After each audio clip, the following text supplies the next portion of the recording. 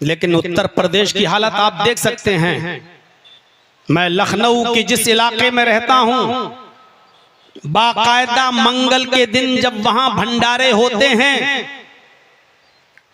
तो रास्ते बदल दिए जाते हैं गाड़ियों के लिए और मोटरसाइकिलों के लिए कि यहां भंडारा चल रहा है, लिहाजा कोई कार तो छोड़िए मोटरसाइकिल तक इस जगह से नहीं निकलेगी। उनके रास्ते डिवाइड कर दिए जाते हैं मंगल के दिन अलग।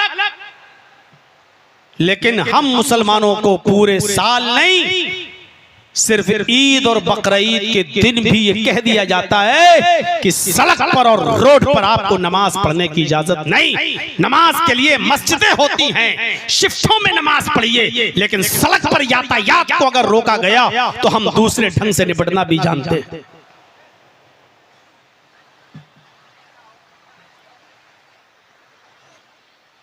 ये सब राजनीति में होता है। हो अफसोस इस बात का नहीं है, अफसोस इस बात पर होता है कि एक धर्म का चोला ओढ़कर, धर्म का लिबासा ओढ़कर, धर्म का लिबास पहनकर और धर्म के नाम पर बना हुआ वो आदमी इस बात को कहता है, तब तकलीफ होती है कि आप किस धर्म का प्रचार कर रहे हैं। हमारे धर्म का उसूल सुनिए, हमारे मजहब का उसूल सुनिए। हमारा मजहब अदल और इंसाफ के लिए कितना सख्त कानून बनाता है। कहता है वला यजरिमन्नकुम शनआनु कौमिन अला अल्ला तादिलू। आए मुसलमानों, तुम्हें किसी कौम की दुश्मनी इस बात पर आमादा न कर दे कि तुम उनके साथ इंसाफ न करो। किसी भी मजहब का हो, किसी भी धर्म का मानने वाला हो, अगर वो हक पर है तो उसी के फेवर में बात करना, उसी के बारे में बोलना। इंसाफ का तकाजा ये है कि जो सच्चा हो उसी के बारे में बात करना।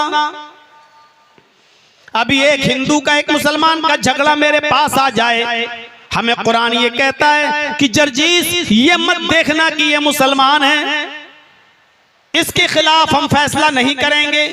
ये देखना इन दोनों में सच्चा कौन है, इन दोनों में हक पर कौन है, इन दोनों में दलाइल के एतबार से मजबूत कौन है। फैसला तुम उसके हक में करना जो अदल पा रहा हो, जो उसका मुस्तहिक हो। इस्लाम की तारीखें भरी पड़ी हैं। हजरत अली खलीफा है, खलीफा हजरत अली खलीफा है, खलीफा मालिक हैं अपने शहर के। गौर कीजिएगा, हजरत अली का ही बनाया हुआ काजी है जिसका नाम है काजी शुरैह। काजी शुरैह को काजी बनाने वाली हस्ती खुद हजरत अली की। इंसाफ का तकाजा देखिए, हजरत अली की नजर एक यहूदी के ऊपर पड़ती है। क्या देखते हैं कि यहूदी के पास जो जिरा है, जिरा, ये तो मेरी जिरा है, मेरी जिरा खो गई थी, इसको कैसे मिल गई। जिरा जो होती थी, लोहे की जिरा होती है, जंग के मौके पर उसको पहन लिया जाता था ताकि दुश्मन जब तीर फेंके तो वो तीर जिस्म पर न लगे, उस जिरा पे आके लग जाए। तो वो लोहे की जिरा होती थी जिससे सीना जख्मी नहीं होता था, लोग ऊपर से पहन लिया करते थे लोहे की उस जिरा को। तो हजरत अली ने उस यहूदी के हाथ में जिरा देखी, उस यहूदी से कहा, आए यहूदी, ये जिरा तो मेरी है, तेरे पास कहां से आ गई। उस यहूदी ने कहा, आए अली, आप झूठ बोल रहे हैं, ये जिरा मेरी है। अच्छा गौर करो, जिसने कभी जिंदगी में झूठ ना बोला हो और उसके मुंह पर आप अचानक कह दें कि तुम झूठ बोल रहे हो, उसको कितना गुस्सा आएगा। आप मुझे चिढ़ा रहे हैं। उस यहूदी ने कहा, अली आप झूठ बोल रहे हैं, ये जिरा मेरी है। हजरत अली ने कहा, इस जिरा को मेरे बेटे पहचानते हैं, मेरा गुलाम पहचानता है। उस यहूदी ने कहा, आप झूठ बोल रहे हैं, ये जिरा मेरी है। हजरत अली ने कहा, नहीं दोगे। उस यहूदी ने कहा, नहीं दूंगा। हजरत अली ने कहा, ठीक है, फिर मैं अदालत से ले लूंगा। मैं कोर्ट में तुम्हारे खिलाफ मुकदमा दायर करूंगा। हजरत अली खलीफा है, लेकिन इसके बावजूद चाहते तो एक इशारा करते और लोग उस यहूदी से जिरा छीन कर हजरत अली को देते और इससे यहूदी से कहते, कमीने तू अली को झूठा कह रहा, शर्म नहीं आती, खलीफा को झूठा कह रहा, अमीरुल मोमिनीन को झूठा कह रहा। लेकिन हजरत अली ने किसी को नहीं उकसाया, कहा मैं अदालत से जिरा ले लूंगा, मुकदमा तेरे खिलाफ दायर करूंगा, क्योंकि मेरे पास गवाह है, मेरा बेटा इस जिरा को पहचानता है, मेरा गुलाम इस जिरा को पहचानता है, लिहाजा ये जिरा तो मेरी है, अदालत से मुझे मिल जाएगी। हजरत अली ने मुकदमा दायर कर दिया उस यहूदी के खिलाफ कि उस यहूदी के पास मेरी जिरा है, वो यहूदी मेरी जिरा नहीं दे रहा है। नोटिस पहुंच गया यहूदी के पास, आओ। यहूदी कटघरे में खड़ा है। काजी शुरैह ने हजरत अली से कहा है कि मुद्दई आप है, दावा आपने किया है, आप बताइए आपकी प्रॉब्लम क्या है। हजरत अली ने कहा, काजी साहब, इस यहूदी के पास एक जिरा है जो अब भी वो लेकर आया है, इसी जिरा के बारे में मेरी बहस है। ये जिरा मेरी है, लेकिन ये मेरी जिरा देने से इनकार कर रहा है, मैं चाहता हूं कि ये मेरी जिरा दे दे। अब हजरत काजी शुरैह ने उस यहूदी से कहा, अरे यहूदी, तुम अपनी सफाई में कुछ कहना चाहते हो? देखिए जज के सामने भी कितनी मुश्किलें होती हैं। अरे यहूदी, तुम अपने सफाई में कुछ कहना चाहते हो? उस यहूदी ने उस भरी कोर्ट में, भरी अदालत में फिर कहा, काजी साहब, अमीरुल मोमिनीन झूठ बोल रहे हैं, ये हजरत अली झूठ बोल रहे हैं, मेरी जिरा को अपनी जिरा बता रहे हैं, ये जिरा मेरी है, इनकी नहीं है। अब काजी ने फैसला क्या किया देखिए आप, हजरत अली को जिरा नहीं दे दी। हजरत अली से कहा, आय अली, तुम कहते हो ये मेरी जिरा है, यहूदी कह रहा है ये मेरी जिरा है, दावा तुमने किया है कि ये जिरा मेरी है, इसलिए सबूत तुम्हें पेश करना पड़ेगा, सबूत तुम्हें पेश करना पड़ेगा कि ये जिरा तुम्हारी है, लिहाजा अपने जिरा होने की गवाही के लिए कोई गवाह पेश करो। हजरत अली ने झट से अपने बेटे को खड़ा कर दिया और बेटे ने गवाही दी, काजी साहब, मैं हजरत अली का बेटा हसन हूं और मैं गवाही देता हूं कि इस यहूदी के पास जो जिरा है ये मेरे अब्बू की जिरा है, ये हजरत अली की जिरा है, ये मेरे बाप की जिरा है। काजी शुरैह ने जब हसन की ये गवाही सुनी तो हजरत अली को देखते हुए फौरन टोक दिया और कहा, अमीरुल मोमिनीन होंगे आप अपने घर के, आप खलीफा होंगे इस अदालत के बाहर, लेकिन आपको इतना भी नहीं मालूम कि ये कोर्ट है, ये अदालत है, और शरीयत इस्लाम ये कहती है कि बाप के हक में बेटे की गवाही काबिल कबूल नहीं है। आपकी गवाही आपका बेटा दे रहा है, शरीयत की रोशनी में आपकी गवाही आपका बेटा नहीं दे सकता है, क्योंकि बेटे अक्सर बाप के फेवर में बोलते हैं, लिहाजा बेटे की गवाही नहीं मानी जाएगी। ऐ अली, आपके बेटे की गवाही नहीं मानी जाएगी, कोई दूसरा गवाह लेकर आओ। भरी अदालत में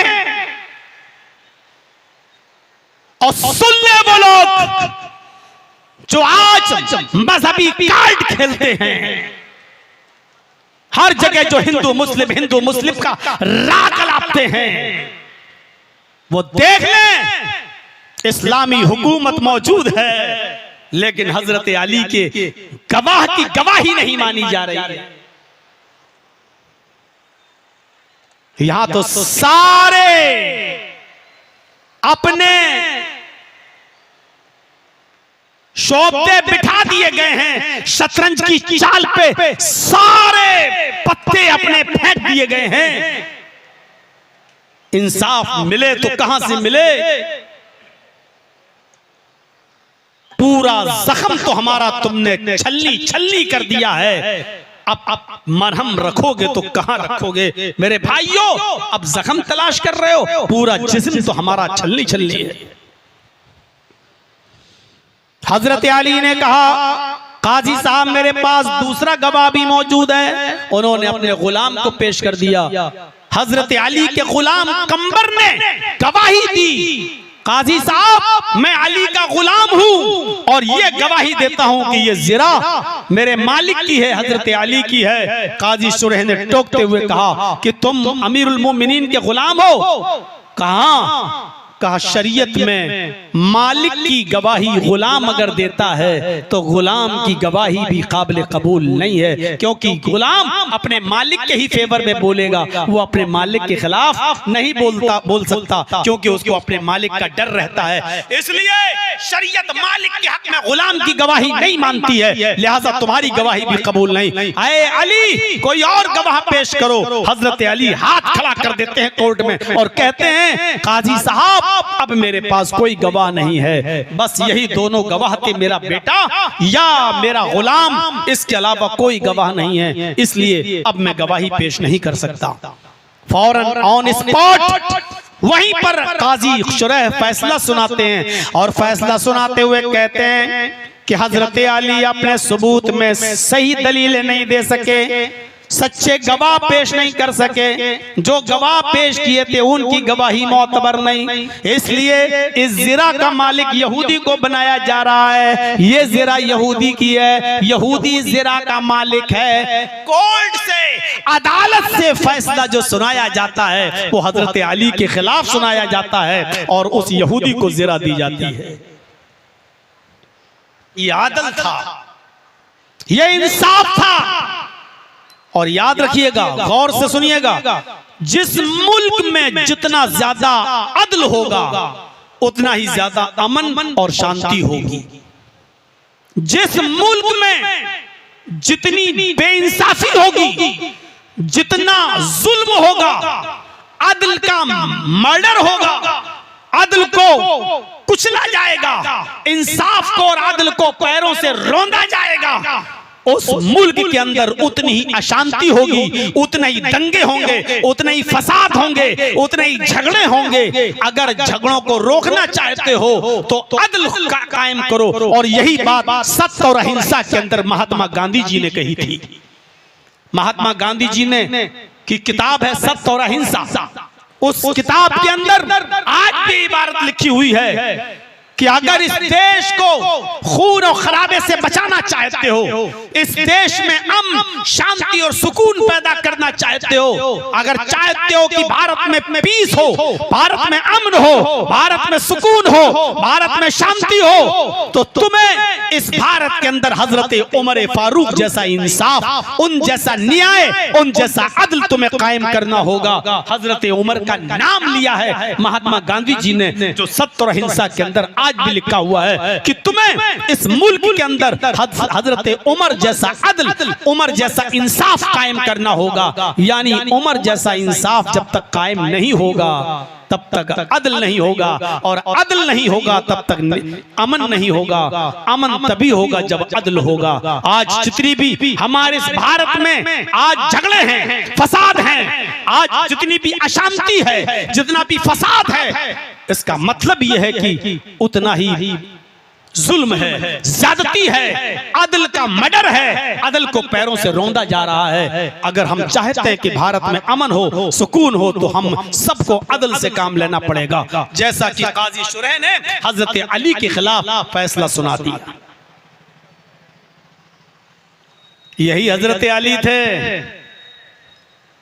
एक यहूदी आया और सुनते जाओ ऐ नौजवानों, रश्क करोगे रश्क। एक यहूदी आता है, आय अली अमीरुल मोमिनीन, मैं मुजरिम हूं, मैंने ये जुर्म किया है। कबूल कर लिया उसने अपने जुर्म को। वो ऐसा जुर्म था जिस जुर्म की सजा थी 10 कोड़े। कितनी सजा थी उसकी? 10 कोड़े। हजरत अली ने कहा अब गवाह की जरूरत ही नहीं, जब मुजरिम ने अपने जुर्म को खुद कबूल कर लिया है, लिहाजा ऐ यहूदी तुम इधर खड़े हो जाओ, चलो। और अपने गुलाम कंबर से कहा हजरत अली ने, इसको 10 कोड़े मारो। किसको? यहूदी को। कोड़े कौन मार रहा है? हजरत अली का गुलाम कंबर। 10 कोड़े इसको मारो। कंबर ने कोड़ा उठाया और उस यहूदी को मारना शुरू कर दिया। पहला कोड़ा पड़ा, दूसरा पड़ा, तीसरा पड़ा, चौथा पड़ा, पांचवा पड़ा, छठा पड़ा, सातवां, आठवां, नवा और 10वां।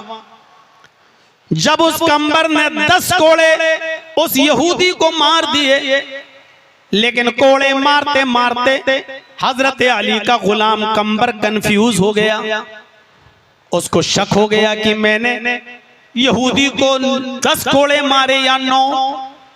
वो 10 मार चुका था, 10 कोड़े मार चुका था, लेकिन 10 कोड़े मारने के बाद कंफ्यूज हो गया है, मैंने 9 मारे कि 10 मारे, भूल गया।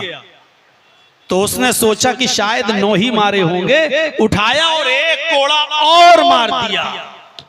अब कितने कोड़े हो गए? 11। मारना कितना था? 10 कोड़े मार चुका कंबर। 10 कोड़े मारने के बाद कंफ्यूज हो गया, मैंने 10 मारे कि 9 मारे। अरे नहीं, 9, शायद 9 ही मारे। उठाया, 1 और जड़ दिया।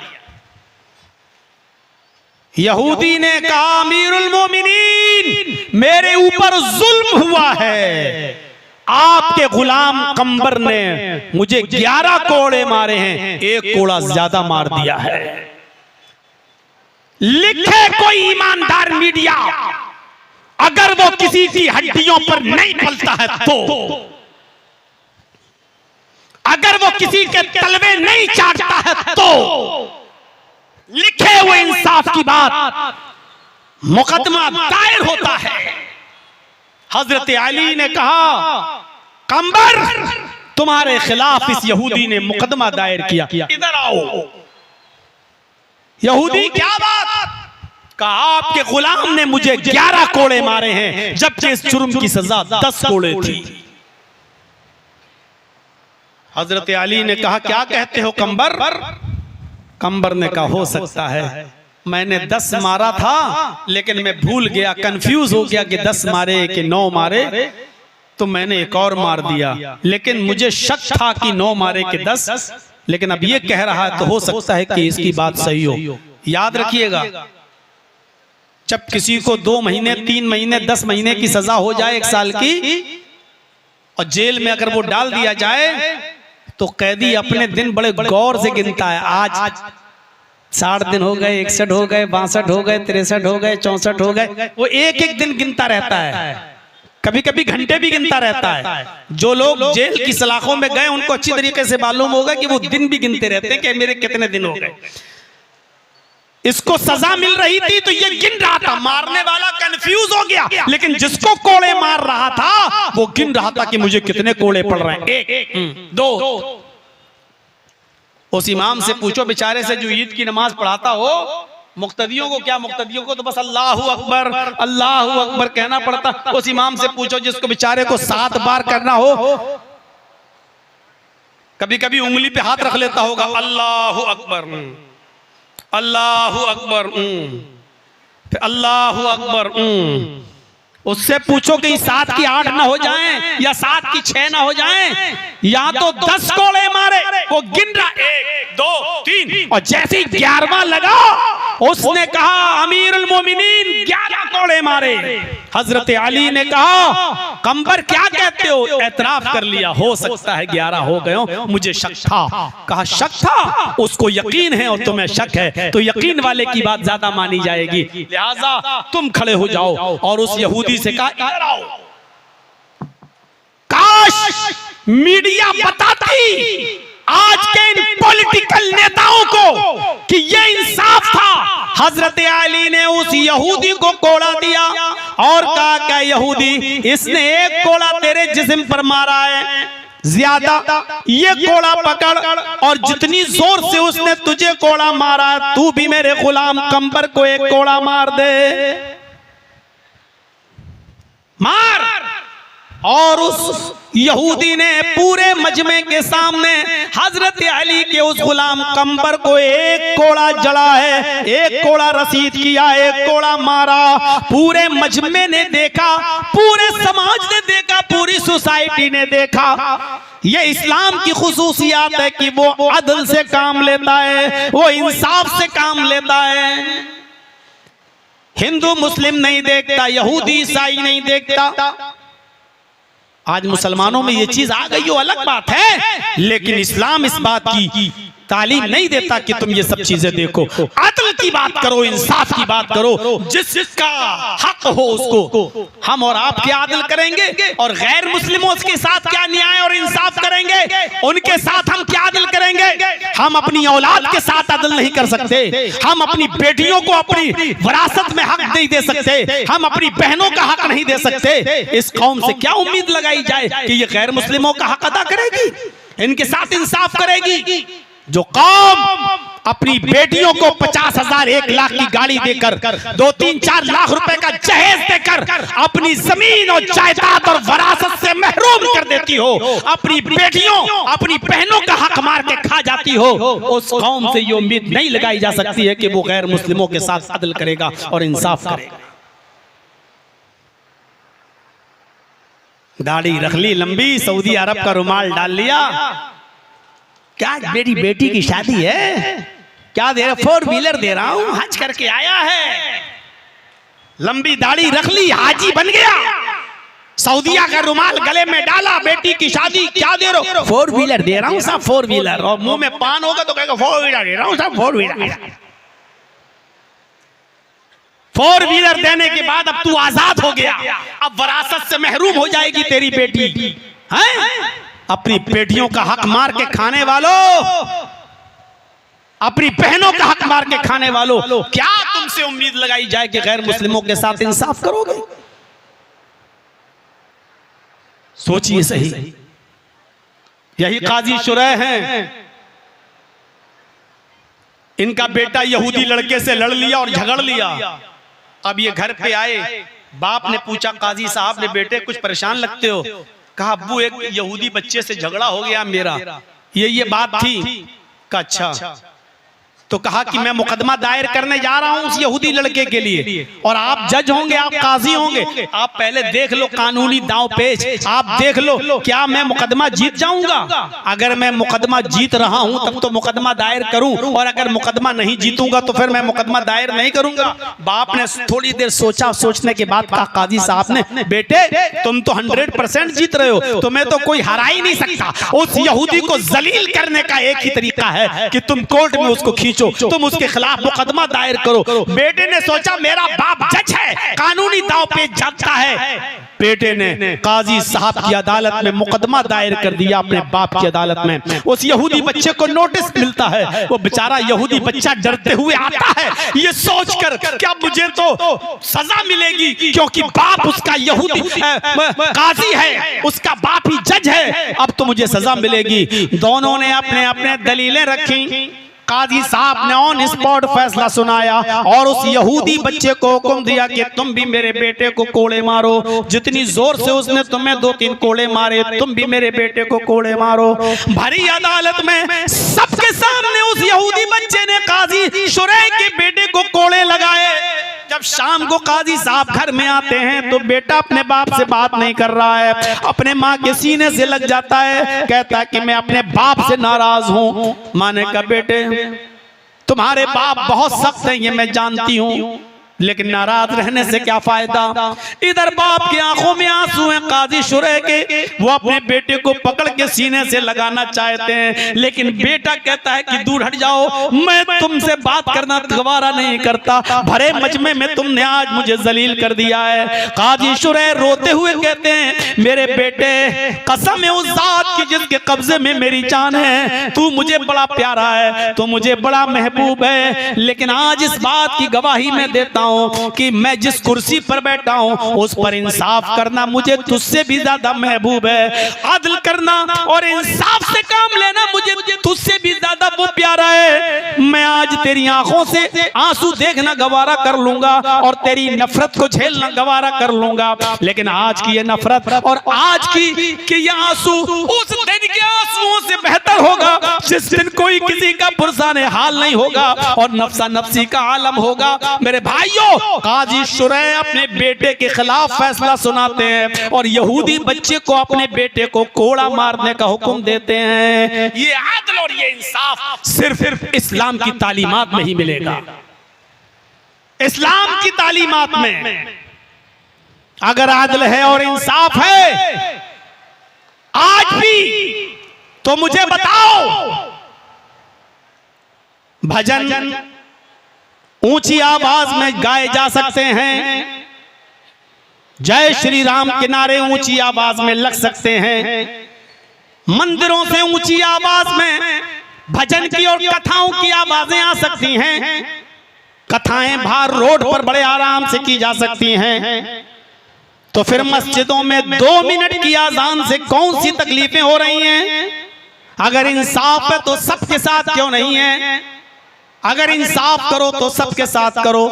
मैं नहीं कह रहा हूं कि हमें लाउड स्पीकर से जोर से आवाज अजान देने के लिए इजाजत दो, बिल्कुल नहीं। मैं कहता हूं कि लाउड स्पीकर को बंद कर दो। चलो, मैं सबसे पहले इस बात का हकदार हूं, आवाज उठाता हूं कि बंद कर दो माइक, लेकिन फिर ये माइक हर जगह से बंद होना चाहिए, हर जगह से आवाज बंद होना चाहिए। अगर सड़क पे नमाज पढ़ने पर तुम्हें कोई एतराज है, और होना भी नहीं चाहिए, इस्लाम भी नहीं कहता कि तुम रास्ता रोक कर नमाज पढ़ो, हम भी इसके खिलाफ है, नहीं होना चाहिए। लेकिन मैं पूछना चाहता हूँ, सिर्फ नमाजों ही से दिक्कत है तो फिर भंडारों से क्यों नहीं है? फिर कावड़ियों की यात्राओं से क्यों नहीं है? फिर इन तमाम चीजों से क्यों नहीं है? फिर तो ये सारे के सारे एतराजात तो होंगे और आवाजें तो उठाई जाएंगी। मेरे भाइयों, अगर नमाज पढ़ने पर पाबंदी लगा सकते हो, लगाओ, शौक से लगाओ, खुशी खुशी लगाओ। हम 2 मर्तबा में नमाज पढ़ लेंगे, 3 मर्तबा में नमाज पढ़ लेंगे, लेकिन ये पाबंदी फिर आप अपने मजहबी लोगों में भी लगाओ, अपने धार्मिक लोगों में के ऊपर भी लगाओ। फिर ये रास्ते जो वो लोग जाम करते हैं उन पर भी लगाओ। मेरे भाइयों, ये कहां का इंसाफ है कि ये कहो कि अगर सड़क पे नमाज पढ़ी गई तो डंडों से तुम्हारा इलाज किया जाएगा, और कांवड़िया अगर सड़क पर जाएं तो हेलीकॉप्टर से उनके ऊपर फूलों की बारिश की जाएगी। ये अदल नहीं है, ये इंसाफ नहीं है। और जिस मुल्क के अंदर अदल और इंसाफ नहीं होता है, उस मुल्क के अंदर शांति भी नहीं होती है। शांति के लिए जरूरी है कि अदल हो और इंसाफ और न्याय हो, तभी उस मुल्क के अंदर शांति भी होगी। तीसरी चीज, चौथी चीज की तरफ थोड़ा सा और इशारा, इस्लाम दीन अदल है। तीसरी चीज, इस्लाम दीन सहल है, बहुत आसान दीन है। सख्ती है इसके अंदर, मैं ये नहीं कह रहा हूं सख्ती नहीं है, सख्ती तो इतनी है कि नमाज किसी भी हाल में नहीं छोड़ सकते हो। कितनी सख्ती है, किसी भी कंडीशन में नमाज नहीं छोड़ सकते हो। 6 लड़कियों के बाद अल्लाह ने एक बेटा दिया, कितनी खुशी है। आज बेटा हुआ है, कितनी खुशी। इधर बेटा हुआ, खुशी में आप झूम रहे हैं, उधर अजान की आवाज, चलो नमाज। इतनी बड़ी खुशी मिली है, लेकिन नमाज नहीं छोड़ सकते हो। 6 बेटियों के बाद अल्लाह ने एक बेटा दिया था, 12 साल का हुआ, 15 साल का हुआ, आज उस बेटे का इंतकाल हो गया। बेटियां तो बची, बेटे का इंतकाल, कितना बड़ा पहाड़ टूटेगा आपके ऊपर। बताइए आप, अल्लाह ने 6 बेटियों के बाद एक बेटा दिया, और 15 साल का 20 साल का हुआ तो बेटे का इंतकाल, वो बेटा मर गया। कितना अफसोस होगा आपको, आप रो रो कर आपका बुरा हाल हो जाएगा, गम से निढाल हो जाएंगे। आप रो रहे हैं अपने बेटे के गम में, अपने बेटे के अफसोस में, आपकी आंखों से आंसू बह रहे हैं, और इसी वक्त अज़ान की आवाज आती है, अल्लाहु अकबर, अल्लाहु अकबर। ये गम का पहाड़ तुम्हारे ऊपर टूटा है, लेकिन नमाज तुम्हारे ऊपर भी है। चलो उठो, छोड़ो रोना पीटना बंद करो और मस्जिद में जाओ, नमाज पढ़ो। हाँ, आप नमाज के जरिए अल्लाह से मदद तलब करो। या अय्युहल्लज़ीना आमनुस्तईनु बिस्सब्रि वस्सलाह। तेरे ऊपर जो मुसीबत और गमों का पहाड़ टूटा है, सब्र और नमाज के जरिए अल्लाह से मदद मांग। इस मुसीबत के मौके पर भी नमाज माफ नहीं है। बीमार हो तब भी नमाज पढ़ना है। हाँ, सहूलत है थोड़ी, क्या खड़े होकर नहीं पढ़ सकते हो तो बैठकर पढ़ लो, बैठ के पढ़ने की ताकत नहीं हो तो लेट कर पढ़ लो, इशारे से पढ़ लो, होंठ हिलाकर पढ़ लो, लेकिन पढ़ना है। नलकी लगी हुई है पेशाब के जगह पर और आपका पेशाब उसी थैली में आ रहा है तो आपको नापाक नहीं माना जाएगा।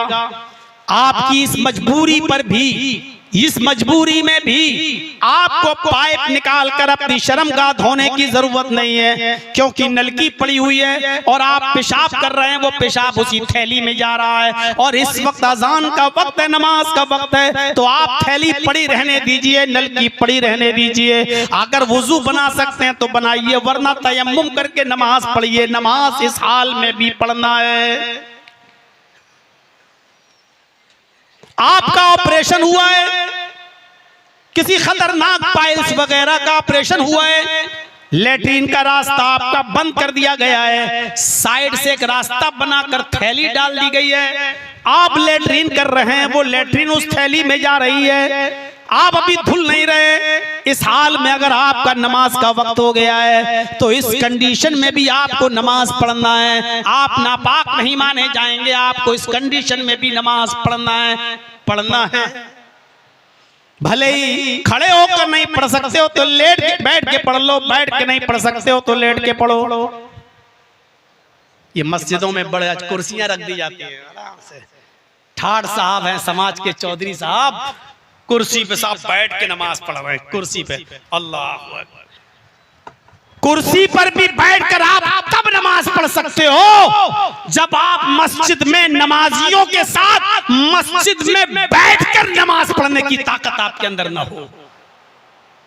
अगर आप आसानी के साथ सफ में जमीन पर बैठ सकते हो और बैठकर नमाज पढ़ सकते हो तो कुर्सी पर नमाज पढ़ना जायज नहीं है। चौधरी साहब बने साहब, मस्जिदों में कुर्सियां रख दी गई हैं, आ जाओ नमाज पढ़ लो। बड़ी आसानी के साथ अब लोग कुर्सी बिछा लेते हैं। अब रुकू करना हुआ बैठ गए।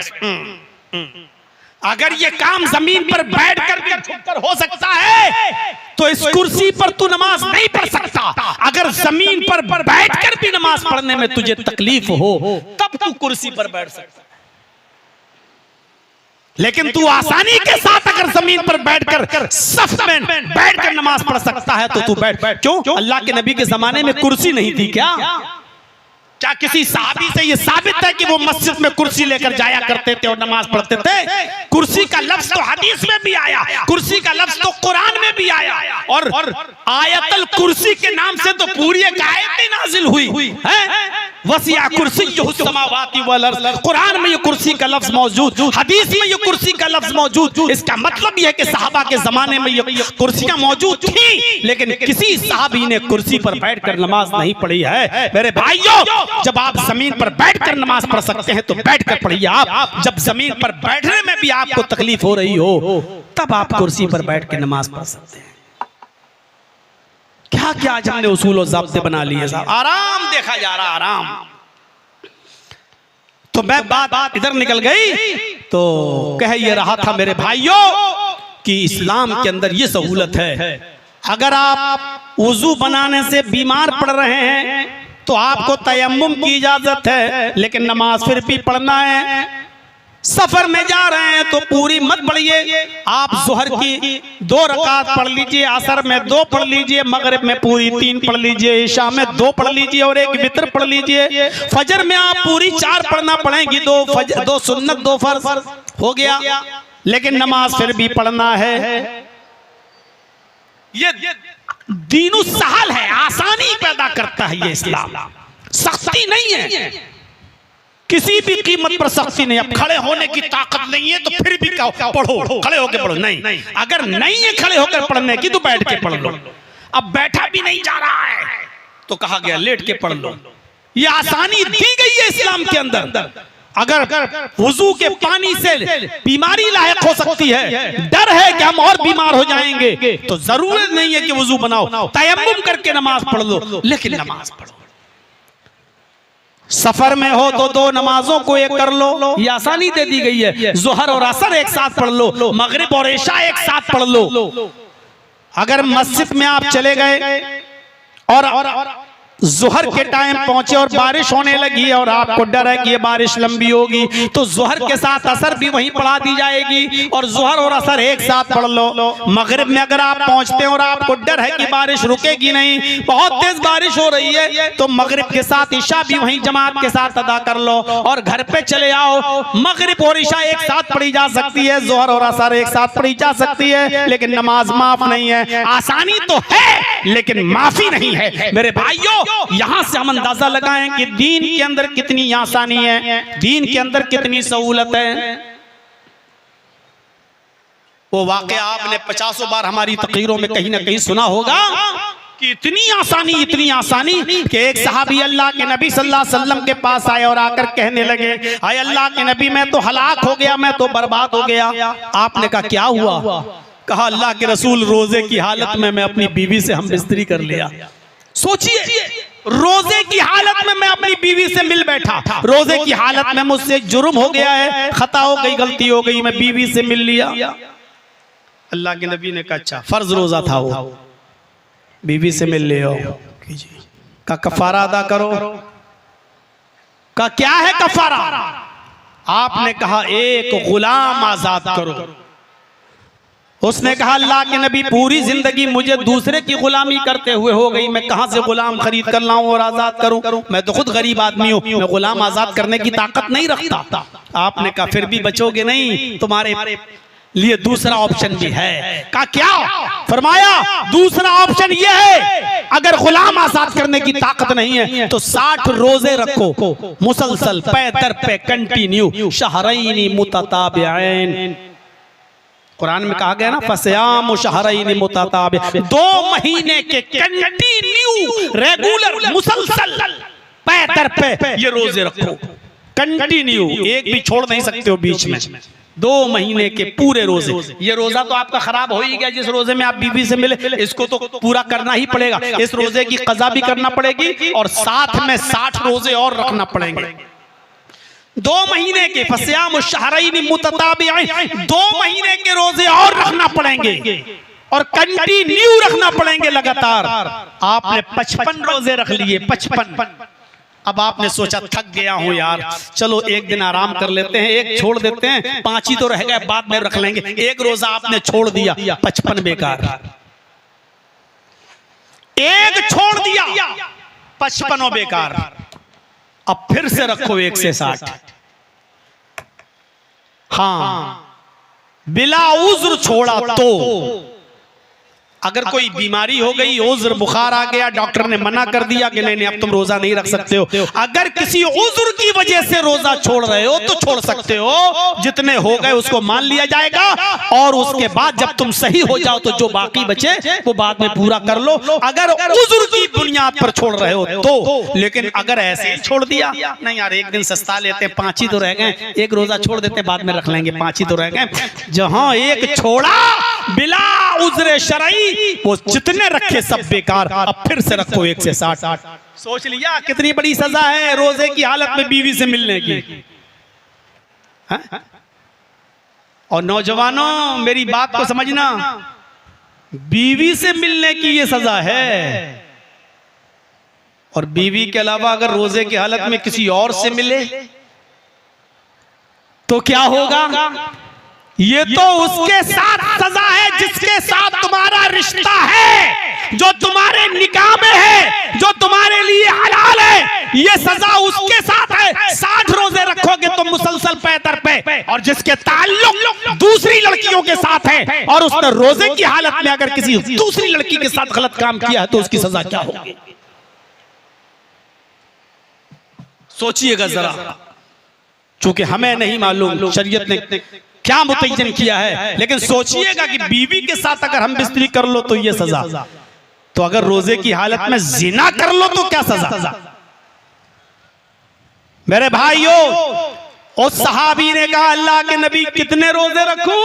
आपने कहा 60। कहा ये भी ताकत नहीं है मेरे अंदर, मैं कमजोर आदमी हूँ, 60 रोजे कहाँ से रख सकता हूँ। अल्लाह के रसूल एक रोजे पर तो सब्र नहीं हुआ, बीवी से मिल बैठा, आप कह रहे हैं 60 रोजे रखो, मैं कहाँ से रखूंगा, नहीं रख पाऊंगा 60 रोजे। आपने कहा तो फिर एक और ऑप्शन है, वो ऑप्शन ये है कि तू 60 मिस्कीनों को, फकीरों को, मोहताजों को खाना खिलाओ। 60 मिस्कीनों को, ये तो आपके ऊपर डिपेंड करता है। 60 को एक साथ बुलाकर खिला दो, खिला दिया, जाओ अपनी बीवी के पास, बीवी हलाल। नहीं, 60 को खिलाने की ताकत नहीं है, एक एक करके खिला सकते हो तो एक एक करके खिलाओ। 60 दिन खिलाना पड़ेंगे, लेकिन जब तक 60 मिस्कीन पूरे हो नहीं जाएंगे तब तक आप बीवी से मिल नहीं सकते। 10-10 करके 6 दिन खिला दो, 6-6 करके 10 दिन खिला दो, 60 को एक साथ खिला दो, या एक एक करके 60 दिन में 60 को खिला दो। लेकिन जब तक 60 मिस्कीन पूरे हो नहीं जाएंगे बीवी आपके ऊपर हलाल होगी नहीं। सर पकड़ लिया, 60 मिस्कीन कहाँ? अल्लाह के रसूल आपको पता नहीं है मेरी हालत, मेरा हाल यह है कि सुबह खा लूं तो शाम को भूखा सोता हूं, और शाम को खा लूं तो सुबह भूखा उठता हूं। हमारे और हमारे बच्चों के पास खुद एक टाइम का खाना मिलता है, एक टाइम भूखे सोते हैं, हम 60 मिस्कीनों को खाना कहां से खिलाएंगे? ये तीसरा ऑप्शन भी हम नहीं कर पाएंगे। आपने कहा अच्छा, गुलाम भी आजाद नहीं कर सकता, 60 रोजे भी नहीं रख सकता, मिस्कीनों को खाना भी नहीं खिला सकता 60?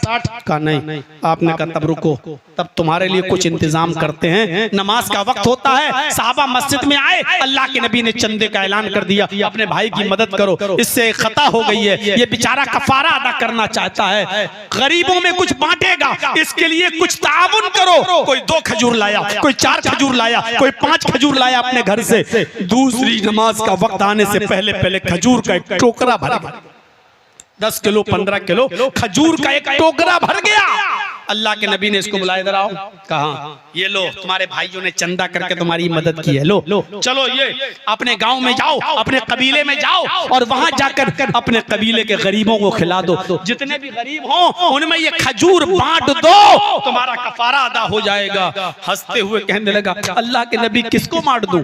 आपने कहा अपने कबीले के गरीबों में बांट दो। कहने लगा, अल्लाह की कसम, पूरे गांव में, मेरे पूरे कबीले में मुझसे ज्यादा गरीब कोई है ही नहीं, मुझसे ज्यादा कोई गरीब नहीं है। अब अल्लाह के नबी हंस पड़े, तुझसे ज्यादा कोई गरीब नहीं है? कहा नहीं। तो आपने कहा फिर तू ले जा, तू ही खा ले और अपने बच्चों को खिला दे, अपनी बीवी को खिला दे, तेरा गुनाह भी, तेरा कफारा भी अदा हो जाएगा। ये है आसानी इस्लाम के अंदर, ये है सहूलत इस्लाम के अंदर, ये दीन सहल है, ये दीन सहल है, ये दीन एतदाल है, दीन मोतदिल। ऐसा एतदाल है इसके अंदर, ना बहुत ज्यादा सख्ती है ना बहुत ज्यादा नरमी। वुजू के लिए पानी शर्त है, वुजू बनाओ, लेकिन इतनी सख्ती नहीं है कि पानी पूरे इलाके में नहीं मिल रहा है तो 20 रुपए की पानी की बोतल खरीदो बिजलरी की और उससे वुजू बनाओ। इतनी सख्ती नहीं है। पानी नहीं मिल रहा है तो तयम्मुम कर लो। ज़कात फर्ज है, लेकिन यह कहा गया है कि अगर तुम्हारे पास इस्तिताअत है तो 7.5 तोले सोना और 52 तोले चांदी, ये आपका निसाब है, इसके बराबर आपके पास रकम है और 1 साल गुजर चुकी है तो आपके ऊपर ज़कात देना है। ज़कात ये इस्लाम के अरकान में एक बेहतरीन रुकन है। ज़कात मुसलमान पर फर्ज है, लेकिन ये नहीं कहा गया कि तेरे पास जब इस्तिताअत ही नहीं है तो अपना घर मकान बेचकर ज़कात दे। ये नहीं कहा गया कि किसी के घर में चोरी करके ला लेकिन ज़कात दे। अगर तेरी इस्तिताअत नहीं है तो तेरे ऊपर ज़कात फर्ज भी नहीं है। एतदाल देखिए, हज हर मुसलमान पर फर्ज है जिंदगी में एक बार, लेकिन यह भी कह दिया गया इन इस्तताअत इलैहि सबीला, अगर वहां तक जाने की ताकत है तुम्हारे अंदर तो लेकिन ये भी है कि अगर वहां तक जाने की ताकत नहीं है, इस्तिताअत नहीं है, तो ये नहीं कहा गया कि जिस दुकान पर बैठकर तुम अपने रोजी रोटी कमाते हो और अपने बीवी बच्चों का पेट पालते हो, तुम उस दुकान को बेचकर हज करने जाओ। ये नहीं कहा गया कि तुम जिस खेत में अनाज और गल्ला बोकर काश्तकारी करते हो और गल्ला अनाज बेचते हो, तुम अपना खेत बेचकर हज करने जाओ। ये नहीं कहा गया। मेरे भाइयों, ये इस्लाम दीन मुअतदिल है। हज फर्ज तो है, लेकिन जाने की ताकत हो तो घर बेचकर नहीं, दुकान बेचकर नहीं, खेत बेचकर नहीं। ज़कात फर्ज है, लेकिन दुकान बेचकर नहीं, ज़कात बेचकर नहीं। मेरे भाइयों, इस्लाम दीन मुअतदिल है। इस्लाम के अंदर एक एतदाल पाया जाता है। तो ये इस्लाम के अंदर ये खूबियां हैं। आप तो मुसलमान हैं, इसलिए आप तो इस्लाम की तारीफ करेंगे ही। आप तो इस्लाम को पहले से मानते हैं, इसलिए आप इस्लाम की तारीफ करेंगे ही। लेकिन नहीं, मैं इसलिए इस्लाम की तारीफ नहीं कर रहा हूं क्योंकि मैं मुसलमान हूं, बल्कि मैं इसलिए इस्लाम की तारीफ कर रहा हूं क्योंकि अल्लाह की तरफ से नाजिल किया हुआ दीन, अल्लाह की तरफ से उतारा हुआ दीन, यही दीन है इस्लाम। बकिया जितने भी मज़ाहिब दुनिया के अंदर हैं, वो इंसानों के अपने ईजाद करदा हैं, वो इंसानों के अपने बनाए हुए हैं। अल्लाह की तरफ से उतारा हुआ दीन सिर्फ एक ही है, और वो है इस्लाम। अल्लाह रब्बुल आलमीन ने ये जो हवा चलाई है, ये जो हम और आप महसूस करते हैं और जिस हवा में हम और आप जीवित रहते हैं, ये सबके लिए। कोई ये नहीं कह सकता कि इस पर सिर्फ मेरी हुकूमत है। न कोई हिंदू ये कह सकता है कि ये हवा सिर्फ हमारे लिए है, न कोई मुसलमान ये कह सकता है कि ये हवा सिर्फ हमारे लिए है, न कोई यहूदी, न कोई ईसाई, कोई अपना दावा नहीं कर सकता। क्यों? क्योंकि ये कुदरती चीज है और सबके लिए। सूरज की रोशनी जो मिलती है, उस पर किसी एक का इख्तियार नहीं है, वो सबके लिए है। आसमान से जो बारिश होती है, उसका पानी गैर मुस्लिमों के खेतों में भी जाता है, मुसलमानों के खेतों में भी आता है। उस पर किसी एक का अधिकार नहीं है, वो सबके लिए है। इसी तरीके से अल्लाह तबारक व तआला की तरफ से नाजिल किया हुआ दीन सबके लिए है, वो किसी एक की उस पर इजारादारी नहीं है, एक की मिल्कियत नहीं है। जैसे हवा पर, सूरज की रोशनी पर, बारिश पर किसी एक का इख्तियार नहीं है, सब के लिए है। इसी तरह इस्लाम भी अल्लाह रब्बुल आलमीन ने जो उतारा है वो सबके लिए है। मैं इस्लाम की तारीफ इसलिए कर रहा हूं क्योंकि यही वो दीन है जो सबके लिए है। और आदम अलैहिस्सलातु वस्सलाम से लेकर आखिरी नबी मुहम्मदुर रसूलुल्लाह सल्लल्लाहु अलैहि वसल्लम तक जितने भी पैगंबर, जितने भी नबी इस दुनिया में आए, सारे नबियों का दीन यही था, इस्लाम। इसलिए मैं ये भी नहीं कहूंगा कि ये दीन मुहम्मदुर रसूलुल्लाह का है। मैं ये भी नहीं कहूंगा कि इस्लाम मुहम्मदुर रसूलुल्लाह लेकर आए।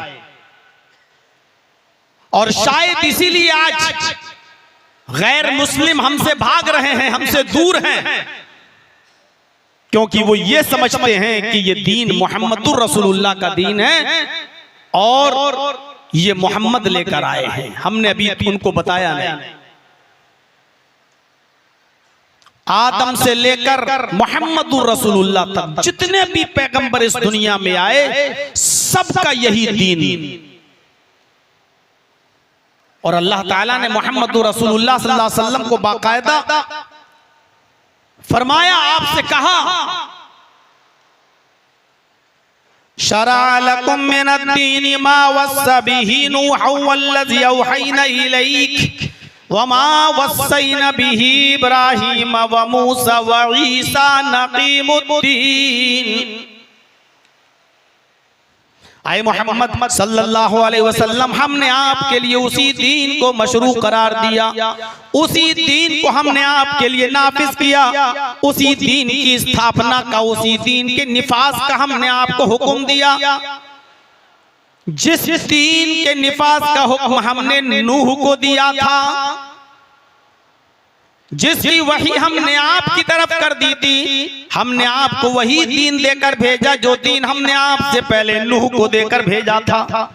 देख रहे हैं, अल्लाह ने ये नहीं कहा कि आपको हमने इस्लाम देकर भेजा है, ये आपका दीन नहीं, वही दीन, वही धर्म, वही मजहब हमने आपको देकर भेजा है, जो मजहब, जो दीन हमने आपसे पहले नूह को देकर भेजा था, जिसका हुक्म, जिसकी वही हमने आपको कर दी थी, जिसकी खबर हमने आपको दे दी थी। वमा वस्सैना बिही इब्राहीम व मूसा व ईसा नक़ीमुद्दीन, और नूह के बाद इब्राहीम भी इसी दीन को लेकर गए हैं, और मूसा भी इसी दीन को लेकर आए हैं, और ईसा भी इसी दीन को लेकर गए थे। कितना साफ शब्दों में क्लियर कर दिया कि ये इस्लाम मुहम्मदुर रसूलुल्लाह सल्लल्लाहु अलैहि वसल्लम का लाया हुआ नया दीन नहीं है, बल्कि यही दीन नूह का भी है। आज नूह अलैहिस्सलातु वस्सलाम को हमारे हिंदू भाई मनु के नाम से जानते हैं। नूह अलैहिस्सलाम के बाद यही दीन इब्राहीम अलैहिस्सलाम भी लेकर आए। मूसा अलैहिस्सलाम, जिनको तौरात में, ओल्ड टेस्टामेंट में मौसिस कहा गया है, यही दीन वो भी लेकर आए। उनके बाद ईसा अलैहिस्सलातु वस्सलाम, जिनके मानने वाले आज क्रिश्चियन कहलाते हैं, ईसाई, ईसा अलैहिस्सलाम भी इसी दीन को लेकर गए। मैं कह सकता हूं कि यही वो धर्म है, यही वो दीन है जिसको नूह अलैहिस्सलाम लेकर आए, यानी मनु, यानी यही धर्म, यही दीन, यही इस्लाम हिंदू भाइयों का भी है, यही इब्राहीम अलैहिस्सलाम के मानने वालों का भी है, यही दीन, यही इस्लाम यहूदियों का भी है, और यही दीन, यही इस्लाम ईसाइयों का भी है। तो जब सबका दीन एक है और सबका मजहब यही इस्लाम है, तो इसी इस्लाम की मैं तारीफ कर रहा हूं जो सिर्फ मुसलमानों का नहीं, सबका है। वमन यब्तगी गैरल इस्लामी दीनन, जिसने इस्लाम को छोड़कर कोई दूसरा दीन तलाश किया, फलन युक़बला मिन्हु, वो कबूल नहीं किया जाएगा, वो रिजेक्ट कर दिया जाएगा, उसके मुंह पे मार दिया जाएगा। क्यों? इसलिए कि यही दीन नूह लेकर गए, यही दीन इब्राहीम लेकर आए, यही दीन मूसा और ईसा अलैहिस्सलातु वस्सलाम भी लेकर आए। इसीलिए दुनिया में जितने भी नबी आए, दुनिया में जितने भी पैगंबर आए, सबका एक ही कलमा भी था, एक ही मूल मंत्र था सबका। अभी तौहीद के बारे में आपने सुन लिया, लेकिन थोड़ा सा उसके बाद हम आगे चलते हैं, दूसरी तरफ भी आपको लेकर इस्लाम की खुसूसियात की तरफ, इस्लाम की विशेषताओं की तरफ, इस्लाम की खूबियों की तरफ। इसीलिए चूंकि ये दीन सबका, धर्म सबका, मजहब सबका, इसलिए कलमा भी ये जो पढ़ा गया है, जो मूल मंत्र है, वो सबका एक है। क़ुल या अहलल किताबि तालौ इला कलिमतिन सवाइन बैनना व बैनकुम अल्ला नअबुद इल्लल्लाह।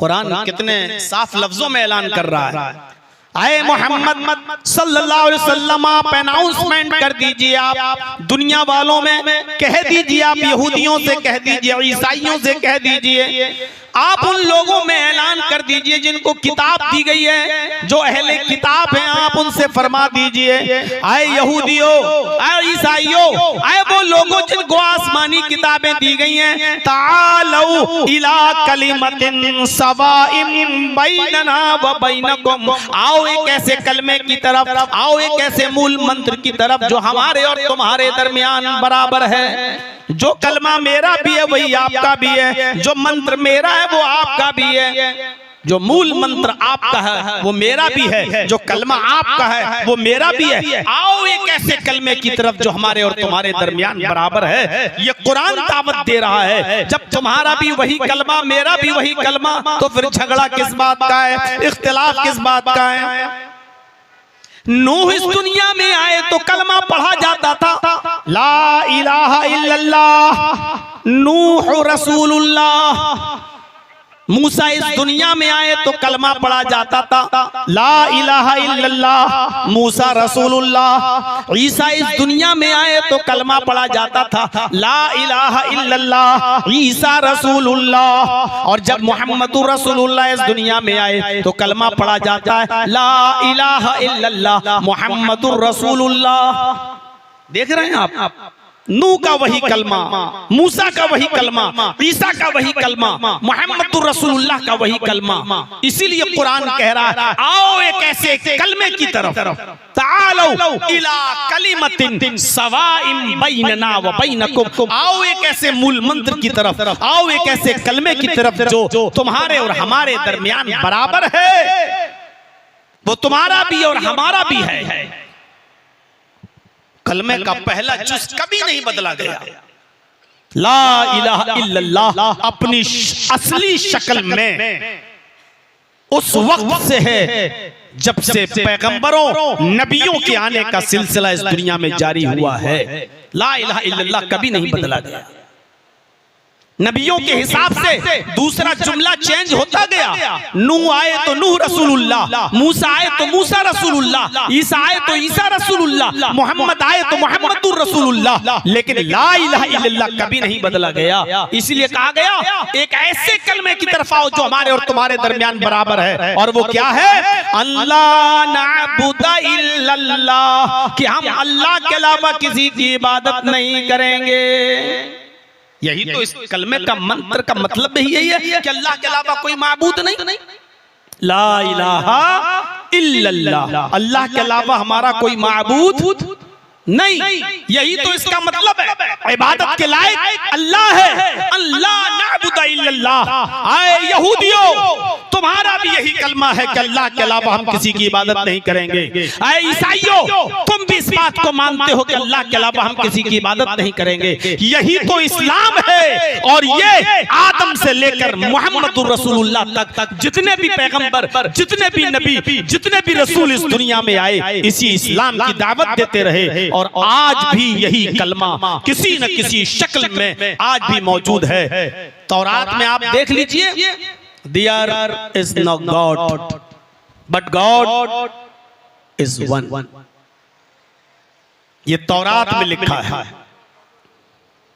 बाइबल में पढ़ लीजिए, there is no God but God is only one without second. There is no God, but God is one। ये यहूदियों का कलमा है। कोई खुदा नहीं, खुदा सिर्फ एक है। ईसाइयों का कलमा क्या है? There is no God, कोई खुदा नहीं, but God is only one, सिर्फ एक है। Without second, दूसरे को शरीक नहीं किया जा सकता, दूसरे के बगैर।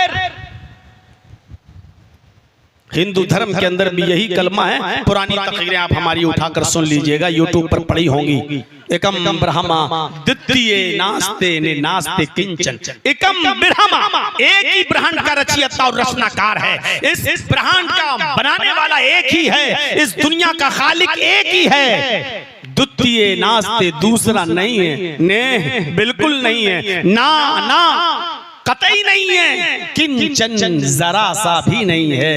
इस दुनिया का, इस ब्रह्मांड का रचयिता और रचनाकार, क्रिएटर ऑफ यूनिवर्स, खालिक कायनात सिर्फ एक ही है, दूसरा नहीं, बिल्कुल नहीं। कतई नहीं, हरगिज नहीं, जरा सा भी नहीं। ला इलाहा इल्लल्लाह वहदहू ला शरीका लह, अल्लाह के अलावा हमारा कोई माबूद नहीं। वहदहू, वो अकेला है, तन्हे तन्हा है। ला शरीक लह, उसका कोई शरीक नहीं, उसका कोई साझी नहीं। आज भी ये मूल मंत्र अपनी जगह पर मौजूद है, कोई इसका इनकार नहीं कर सकता। इस्लाम की सबसे बड़ी खूबी यह है कि ये दीन तौहीद है, तौहीद का दर्स देता है। तौहीद पर तो सुन चुके हो, हम ज्यादा नहीं आपको ये दर्स देंगे, क्योंकि पूरी तकरीर आपने तौहीद और तौहीद की खूबियों पर सैयद महराज रब्बानी हाफिज़हुल्लाह से आप सुन चुके हैं। अल्लाह हमें अमल की तौफीक अता फरमाए। लेकिन बस इतना बताता हूं कि इस्लाम की बहुत सी खूबियां हैं जो दूसरे मजहब के अंदर नहीं पाई जाती हैं, वो इस्लाम के अंदर पाई जाती हैं। उसमें सबसे बड़ी खूबी यह है कि इस्लाम दीन तौहीद है। देखिए, तौहीद हिंदू धर्म में भी है, तौहीद ईसाइयों में भी है, तौहीद यहूदियों में भी है, और तौहीद इस्लाम में भी है। फिर आप कहेंगे फिर खुसूसियत क्या रही? जब सब में तौहीद है और इस्लाम में भी है, तो इसको खुसूसियत में आप कैसे जोड़ रहे हैं? तो इसकी खुसूसियत यह है कि दूसरे मजहब के अंदर तौहीद है, लेकिन तौहीद के साथ साथ शिर्क भी है, और इस्लाम के अंदर सिर्फ तौहीद है, शिर्क नहीं है। मुसलमान शिर्क करता है, ये एक अलग मसला है, लेकिन इस्लाम के अंदर शिर्क नहीं है। ये देखने की चीज। अब देखिए, हिंदू धर्म के अंदर कितनी बड़ी तौहीद है।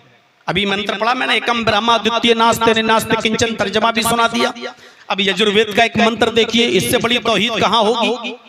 यचित्रियो यो पिम्मिम्मा नस्तस्मा देवी शोरीरिशा, यचित्रियो यो पिम्मिम्मा, उससे मांगो। यो मानी इसमें इशारा बईद के लिए, वो यचित्री मांगो, यो उससे, और दो बार यो आ रहा है, यचित्रियो यो पिम्मिम्मा। बहुत बड़ा दिल पे पत्थर रखकर आज 2-4 मंत्र पढ़ रहा हूं। हाई कोर्ट का डायरेक्शन होने के बावजूद भी हम खिलाफ वर्जी कर रहे हैं कि नहीं पढ़ना है, लेकिन फिर भी पढ़ दे रहा हूं।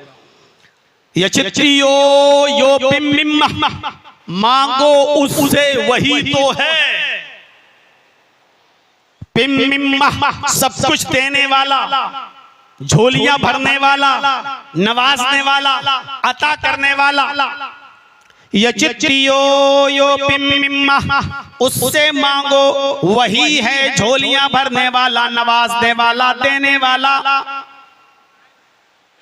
नस्तस्मा देवी शोरीरिशा, उसके अलावा कोई भी देवी देवता तुम्हें कुछ भी नहीं दे सकता। नस्तस्मा, नहीं दे सकता है कोई भी देवी देवता तुम्हें, रीरिशा कुछ भी, उसके अलावा कोई भी देवी देवता तुम्हें कुछ भी नहीं दे सकता। कितनी बड़ी तौहीद है। उससे मांगो, वही है दामन भरने वाला, वही है झोली भरने वाला, वही आता करने वाला, वही है नवाजने वाला। उसके अलावा कोई भी नहीं है देवी देवता जो तुम्हें कुछ भी दे सके। ईमानदारी के साथ बताइए कितनी बड़ी तौहीद है। लेकिन इसके बावजूद मैं ये कह रहा हूं कि हिंदू धर्म दीन तौहीद नहीं बन सकता। क्यों? क्योंकि उसी हिंदू धर्म के अंदर यह भी लिखा हुआ है कि तुम्हारे 33 करोड़ देवी देवता हैं, हर एक को खुश करो, और एक देवी को, एक देवता को एक दिन में प्रसन्न करो, एक दिन में खुश करो। एक दिन में सिर्फ एक देवी या एक देवता खुश होगा। पढ़ लीजिएगा मनुस्मृति। एक देवी या एक देवता एक दिन में बस एक ही को खुश कर सकते हो, दो को नहीं। और 33 करोड़ देवी देवताओं को खुश करना जरूरी है। आगे मनुस्मृति में लिखा है कि यदि एक भी अप्रसन्न रह गया अगर आपके जीवन में एक भी ना खुश रह गया तो आपकी जिंदगी भर की तपस्या भंग, आपकी जिंदगी भर की इबादत बेकार। अब एक बात बताओ, अकल से सोचना जरा, एक दिन में एक देवी या एक देवता खुश हो सकता है, बस दो नहीं, और हैं कितने? 33 करोड़। तो एक दिन में जब एक देवता खुश होगा या एक देवी खुश होगी तो 33 करोड़ देवी को, देवताओं को खुश करने के लिए हमें कितना दिन चाहिए? 33 करोड़। सीधा सीधा हिसाब है। क्या इंसान के पास इतना समय है?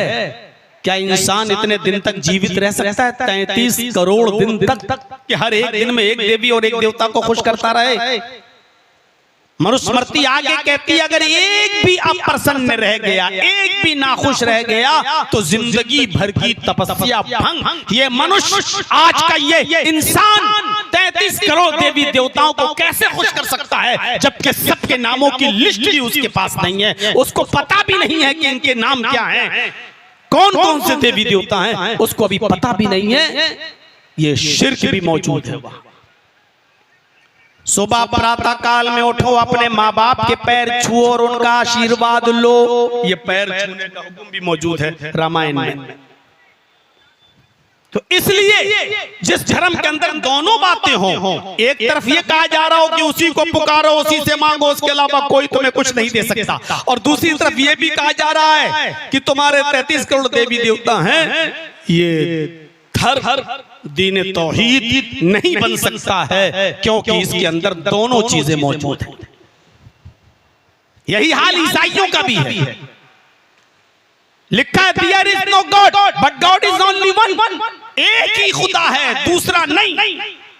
नो गॉड, कोई खुदा नहीं सिवाय एक के, विदाउट सेकंड, दूसरे को शरीक नहीं किया जा सकता। एक तरफ यह कहा जा रहा है कि तुम्हारा रब एक ही है, दूसरा नहीं, और दूसरी तरफ वही बाइबल ये कहती है I will pray the father he shall give the another comforter. मैं अपने पिता से, मैं अपने बाप से ये दुआ करूंगा कि वो तुम्हें दूसरा मार्गदर्शक दे, वो तुम्हें दूसरा रास्ता दिखाने वाला दे। ईसा अलैहिस्सलाम अपने रब को बाप कह रहे हैं, I will pray the father, मैं अपने बाप से ये दुआ करूंगा, मैं अपने बाप से ये प्रे करूंगा, यानी मैं अपने अल्लाह को ईसा अलैहिस्सलाम बाप बना रहे हैं बाइबल के आधार पर। कुरान की बात नहीं कर रहा हूं मैं, हदीस की बात नहीं कर रहा हूं मैं। तो एक तरफ ईसा अल्लाह को अपना बाप कह रहे हो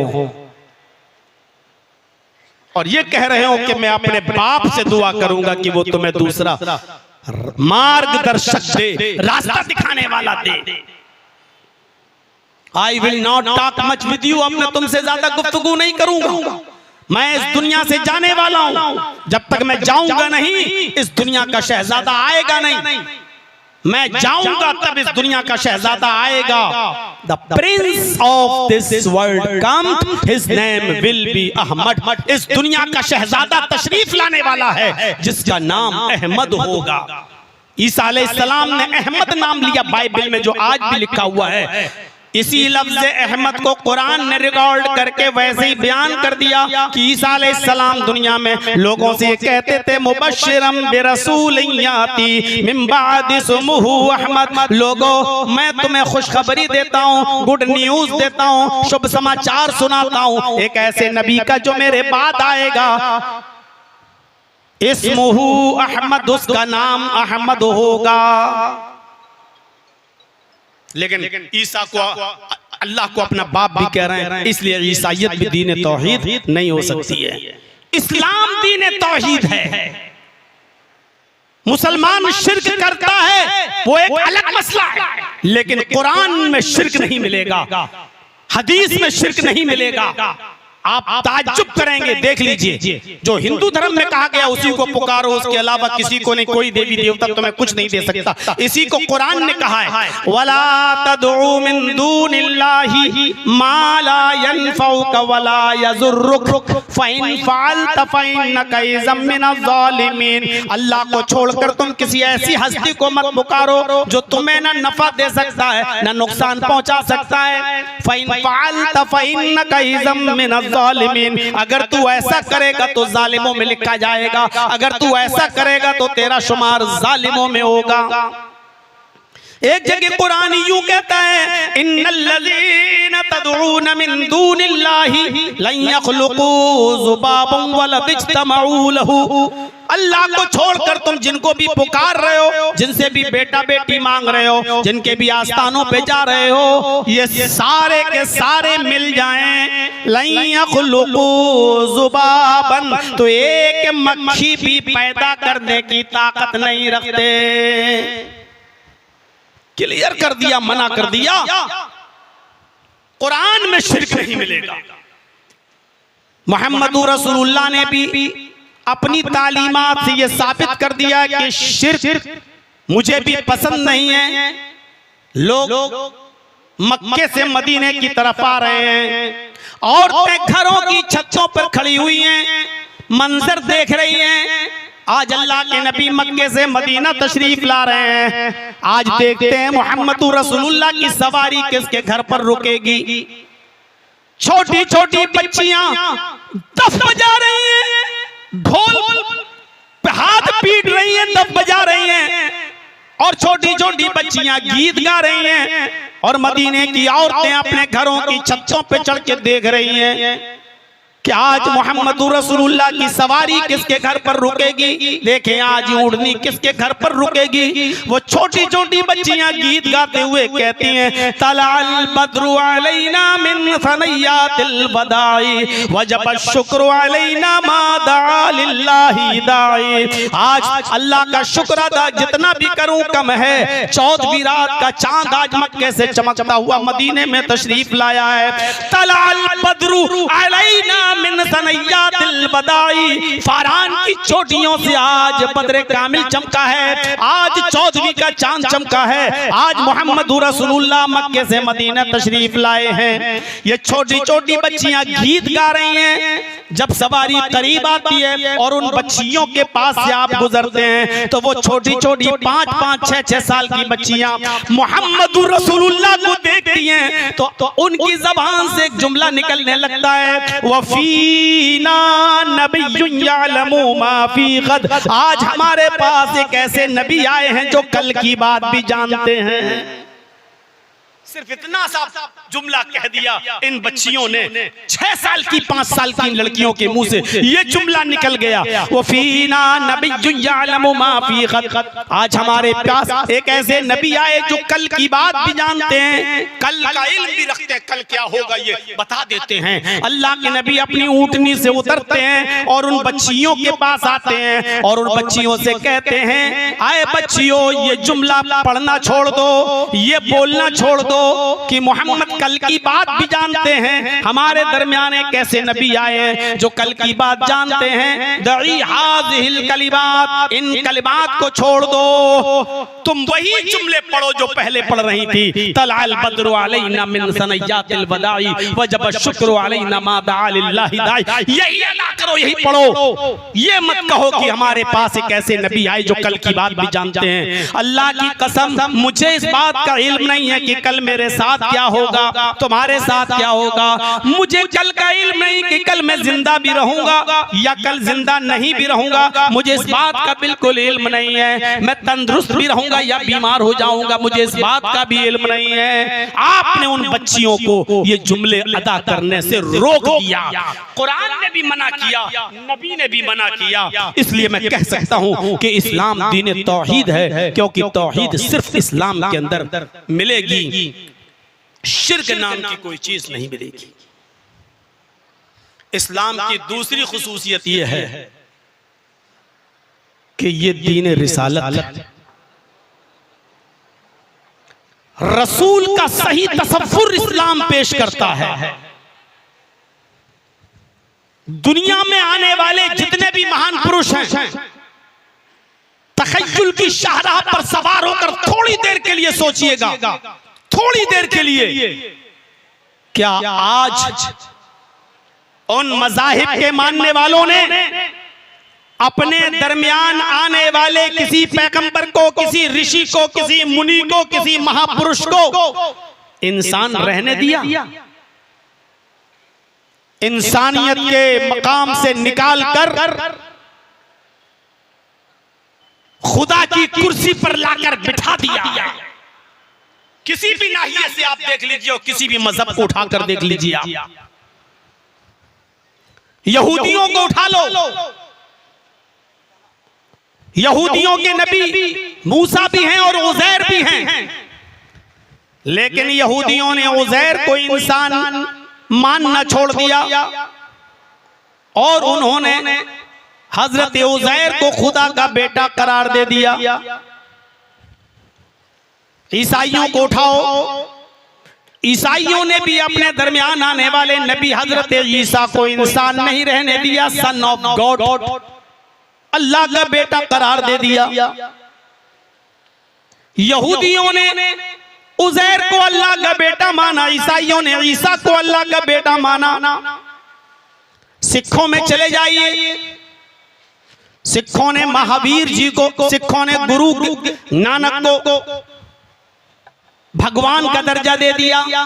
जाइए टेंपल पर, बहुत दूर नहीं, सिर्फ दिल्ली वाले गुरुद्वारे में चले जाइए जो चांदनी चौक पर बना हुआ है, और गुरु नानक की मूर्ति के नीचे लिखा होगा नानक भगवान।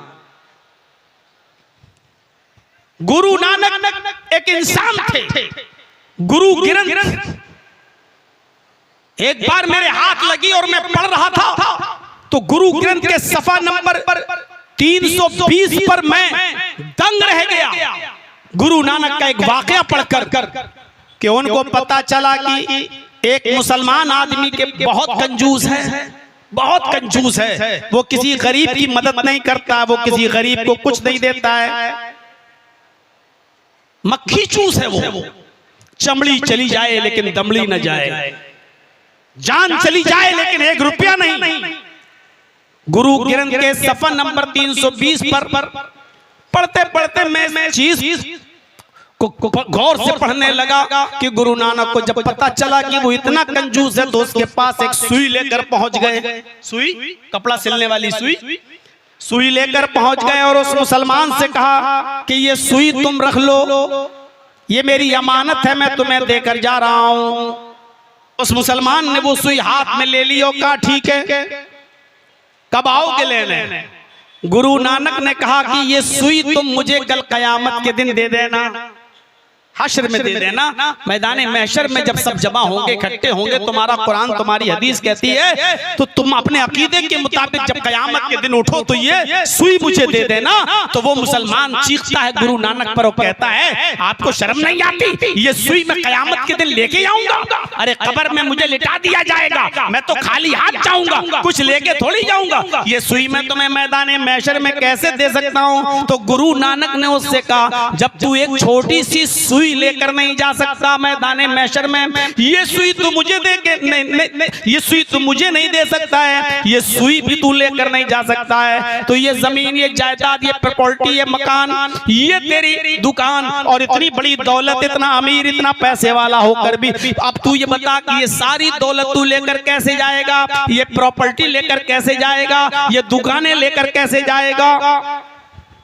गुरु नानक की ये बात उस मुसलमान को चुभ गई और उसको एहसास हुआ और गुरु नानक की बात मानकर उसने सदका और खैरात करना शुरू कर दिया। हम तो शुरू से कहते हैं, एक बात हमारी ये हमेशा रही है कि अच्छी बात कहीं से भी मिले उसको ले लेना चाहिए। अगर गुरु नानक ने ये अच्छी बात दी है और ये अगर हमें फायदा पहुंचा रही है तो इस बात को मानने में क्या एतराज है? लेकिन सिखों ने गुरु नानक को आज इंसान नहीं रहने दिया। गुरु नानक के मानने वालों ने नानक को, गुरु नानक को भगवान का दर्जा दे दिया।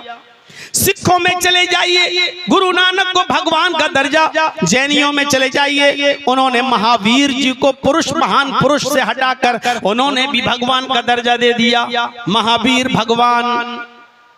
बुद्धिस्टों में चले जाइए, गौतम बुद्ध के मानने वालों ने गौतम बुद्ध को बुद्ध भगवान मानना शुरू कर दिया।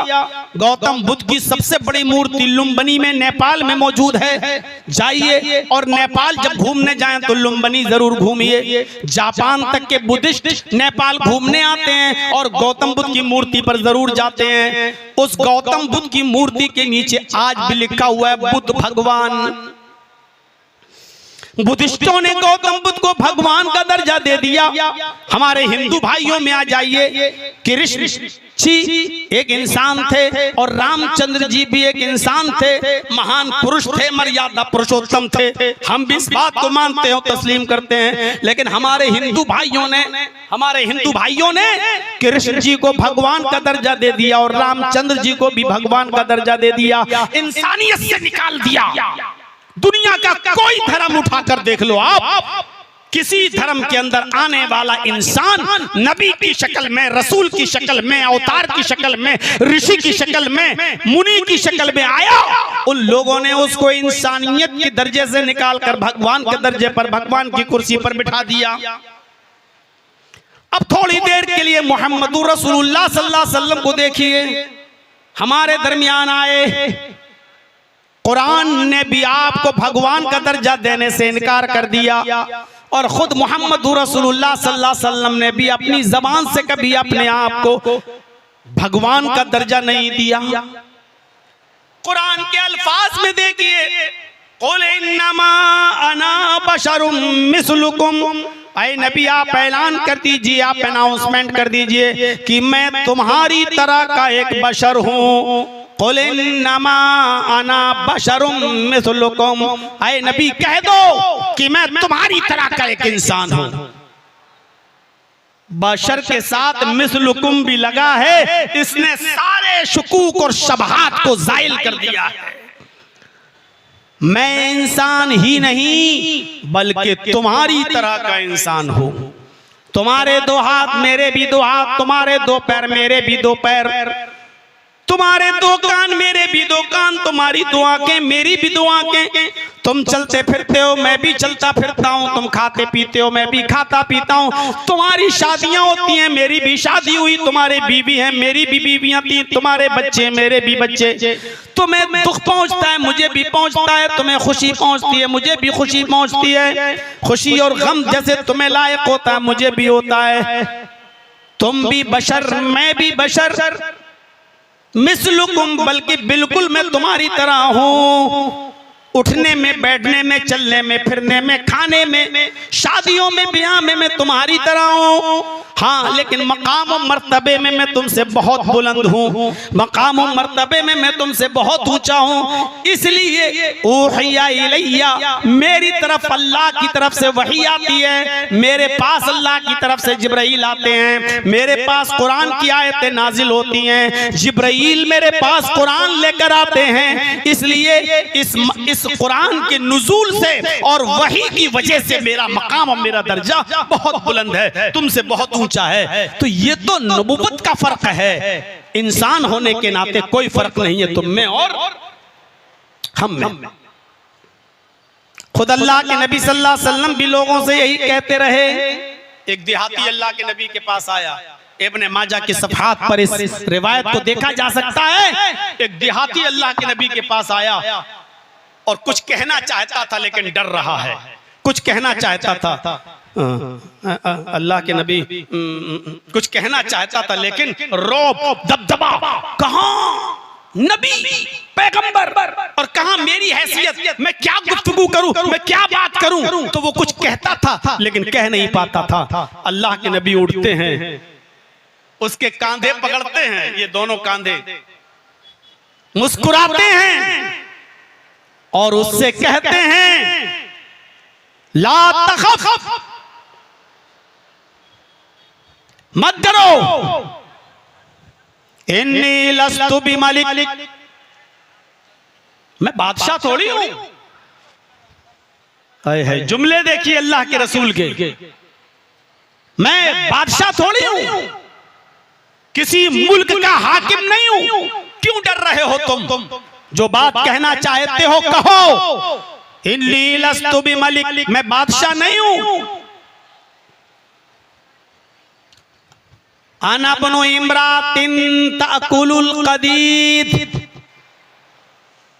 मैं भी एक ऐसी औरत का बेटा हूं जो खुश्क गोश्त के टुकड़े खाती थी, जो सूखे हुए गोश्त के टुकड़े खाती थी। मैं भी ऐसी माँ का बेटा हूं। जुमलों पर गौर करो। अनबनु इम्रातिन ताकुलुल कदीद, मुझे भी ऐसी माँ ने जना है जो गोश्त के सूखे टुकड़े खाती थी। गोश्त के सूखे टुकड़े जानते हो ना, कुर्बानी की है ना, कितने दिन तक गोश्त चलाओगे कुर्बानी का? मैंने तो सुना है कि मुहर्रम तक चलता है, हो सकता है कि इससे भी ज्यादा 2-2, 3-3 महीने तक चलता हो।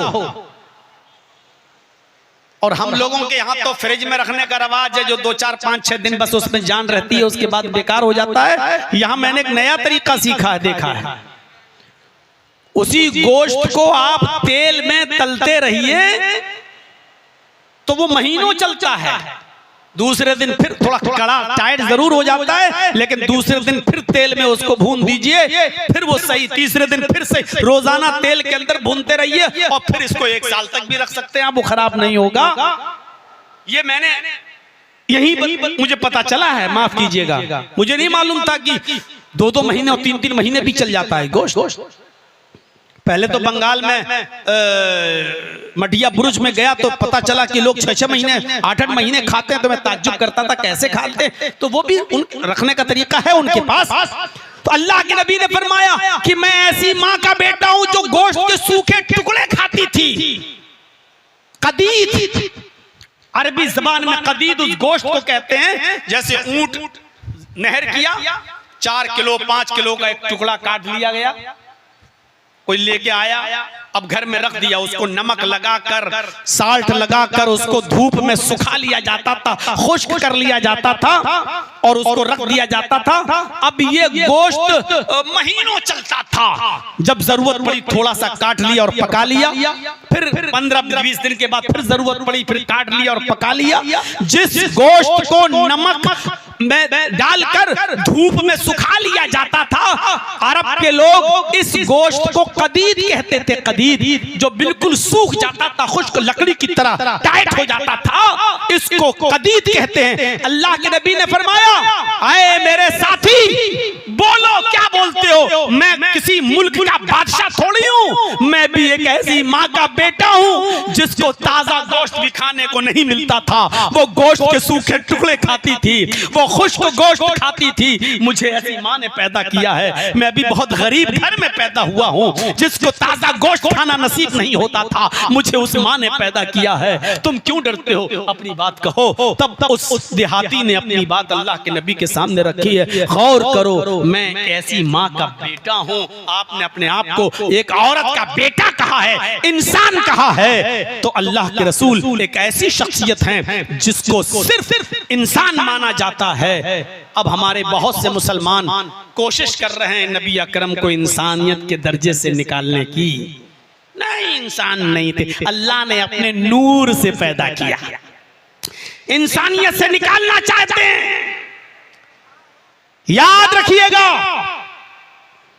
सिर्फ इस्लाम एक ऐसा मजहब है कि जिस मजहब के अंदर आने वाला नबी पहले भी इंसान था, आज भी इंसान है और कयामत की सुबह तक उसको इंसान ही कहा जाएगा। भगवान का दर्जा नहीं दिया जा सकता है। इबादत होगी सिर्फ अल्लाह की और तरीका माना जाएगा मोहम्मदुर रसूलुल्लाह का। मोहम्मद की इबादत नहीं होगी, मोहम्मदुर रसूलुल्लाह का उसूल माना जाएगा, तरीका माना जाएगा। नमाज पढ़ी तो जाएगी अल्लाह के लिए, लेकिन नमाज पढ़ी जाएगी मोहम्मदुर रसूलुल्लाह के बताए हुए तरीके के मुताबिक। ये फर्क समझने की कोशिश कीजिए आप। हम नबी अकरम को मानते हैं माबूद की हैसियत से नहीं, रसूल की हैसियत से।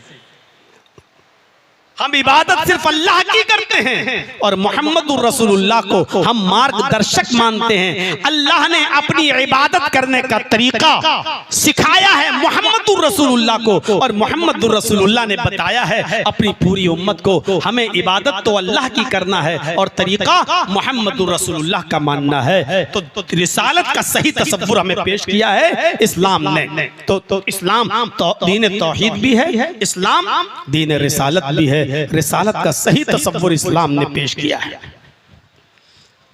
और इसीलिए वेदों में भी कहा गया है कि आखिरी नबी इंसान होगा।